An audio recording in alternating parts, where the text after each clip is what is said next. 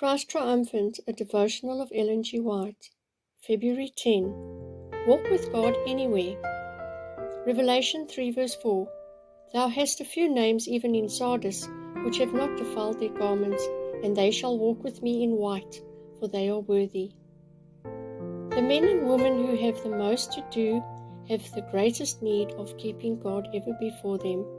When Satan presses his suggestions upon their minds, they may, if they cherish a "Thus saith the Lord," be drawn into the secret pavilion of the Most High. His promises will be their safeguard.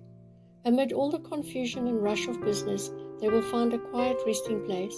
If they will place their trust in God, He will be their resting place. Take God with you in every place. The door is open for every son and daughter of God. The Lord is not far from the soul who seeks Him. The reason so many are left to themselves in places of temptation is that they do not set the Lord ever before them. It is in the places God is least thought of that you need to carry the lamp of life. If God be left out of sight, if our faith and communion with Him are broken, the soul is in positive danger.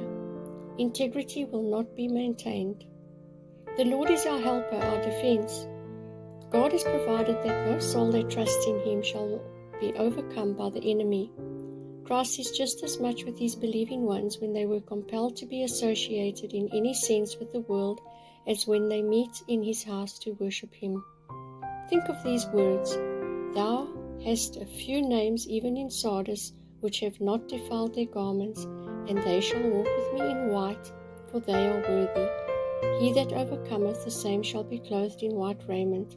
And I will not blot his name out of the book of life, but I will confess his name before my Father and before his angels.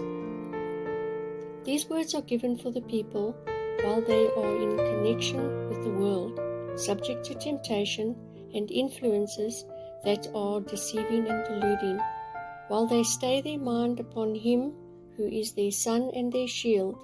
The blackness and darkness that surround them will not leave one spot or stain upon their garments. They will walk with Christ. They will pray and believe and work to save the souls that are ready to perish. These are trying to break the bands that Satan has fastened upon them, and they will not be put to shame if by faith they will make Christ their companion. Temptations and deceptions will be constantly brought up by the great deceiver to spoil the work of the human agents. But if they trust in God, if they are humble and meek and lonely of heart, keeping the way of the Lord, heaven will rejoice, for they shall gain the victory. Manuscript 97, 1898.